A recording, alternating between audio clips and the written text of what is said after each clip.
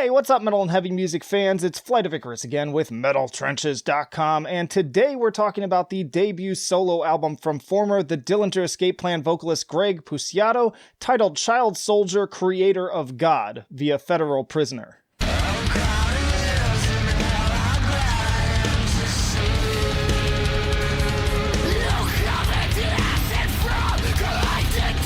And hey, if you'd like to be kept up to date with the best and brightest metal bands and albums from the underground and above, then stick with me by hitting that subscribe button down below. Now, I'm a huge Dillinger Escape Plan fan, as you may see from the shirt here. I have all their albums on my shelves and been a big fan of everything that the band does and pretty much every single member over the years. Now, on this album, Greg plays every instrument except for the drums, but this leads to some really killer performances from fan favorites such as Chris Hornbrook of Poison the Well, who I've actually had on the podcast before, former Dillinger Escape Plan drummer Chris Penny, and Ben Kohler of Converge and Killer Be Killed. Regarding the songs themselves, Greg states, "I don't have a mission statement, I just do what feels exciting to me." And I respect that, but if an artist has ever summed up an album in just one statement, this is the one.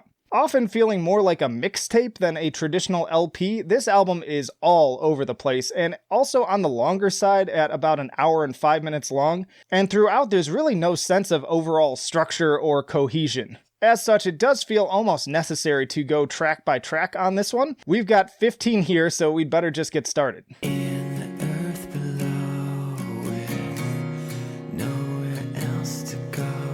The album opens with the acoustic Heaven of Stone, which is kind of, honestly, a little bit of a lame opener, and this is coming from a guy who has been known to be caught singing along to Dashboard Confessional in the shower, so do with that what you will.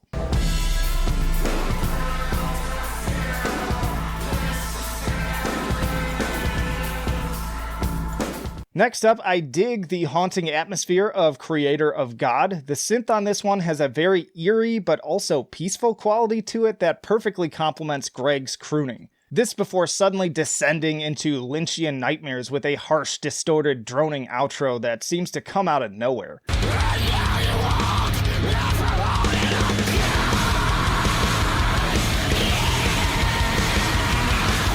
This track segues into the excellent lead single Fire for Water, which was a great choice for a lead single as it is definitely the best song on the album and the one that should feel the most familiar to the Dillinger Escape Plan fans out there. The frantically pounding drums alongside Greg's demented vocals make for a very anxiety-provoking experience, especially as he schisms between creepy, effects-laden serial killer impressions and vicious screams, all leading into a somewhat simplified-sounding cyclical Dillinger-sounding riff.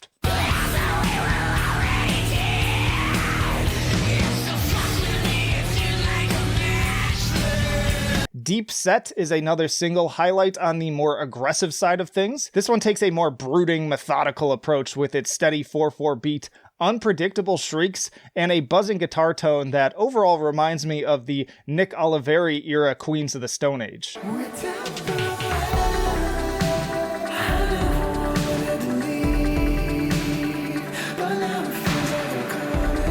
On the complete opposite end of the spectrum, we have tracks like Temporary Objects, which feels like a straight-up 80s pop ballad, complete with a very The Cure-esque guitar solo.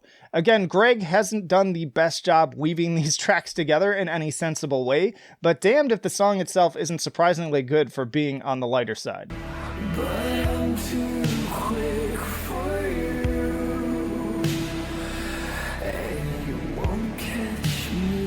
Fireflies continues in a similar vein, albeit with some of Greg's ever-present Nine Inch Nails influences creeping in on this one as well. It's a little bit less successful and kind of on the dull side, if you ask me.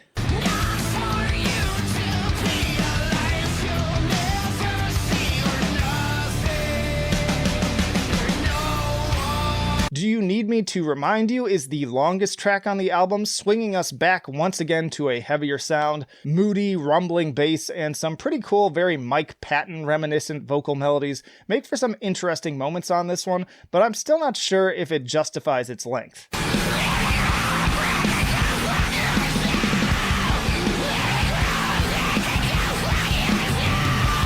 True to its name, Roach Hiss is just a pure scream factory with pounding toms and snare transitioning into more brooding in the second half. It's a decent enough track, but I can't help but feel like this one is building to some violent conclusion that never actually comes.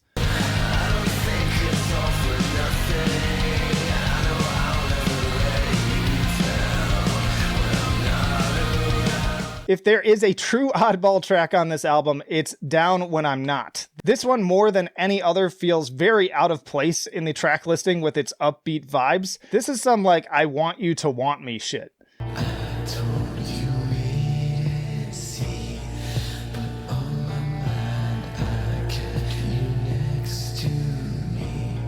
Then another 6+ minute track with You Know I Do. Peaceful fusions of reverb-soaked minimalist guitars and harmonized clean vocals nod to Deftones softer moments on tracks like Teenager, mixed with some Smashing Pumpkins for good measure. Not one of my favorite tracks, but it's certainly quite lovely. I want you to know me before this night is through. Through the Walls is something I'd expect to hear on like an indie record, like kind of like Death Cab for Cutie or something, mixed with a very Fleetwood Mac sounding guitar on the last minute or so.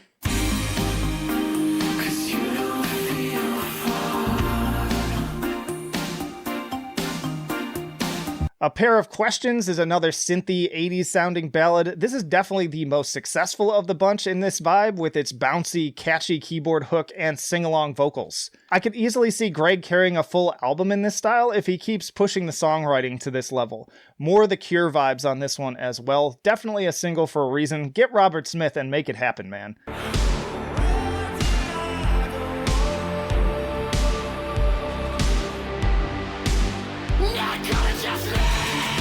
Alright, home stretch here. Evacuation is an alright if somewhat forgettable track, kind of like old U2 meets Nine Inch Nails. Both Heart Free and September City are just kind of dull if you ask me.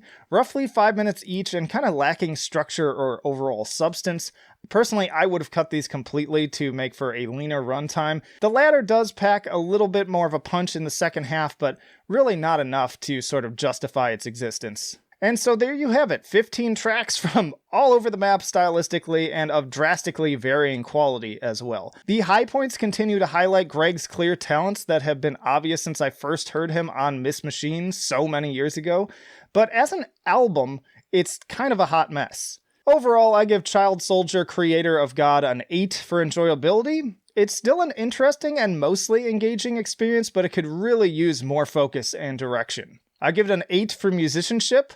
Torn on this one as the top performances, especially in the vocals, are quite excellent, really. But again, the more uninspired and meandering parts kind of drag it down. And I do give it at least an 8 for innovation. It showcases Greg's range and if nothing else is very different from any other album I've heard this year. So an 8 overall and a B- for Child Soldier, Creator of God.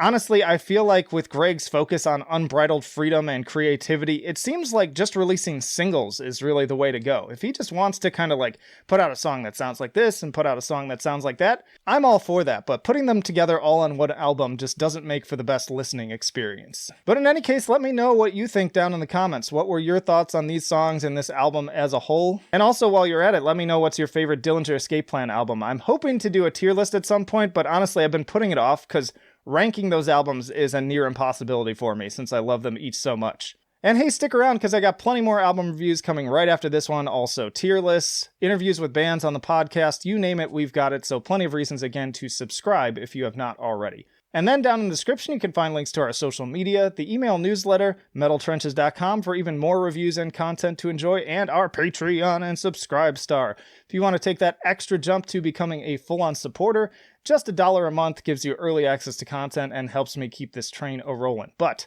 that'll do it for now. Flight of Icarus signing off. I will see you in the trenches.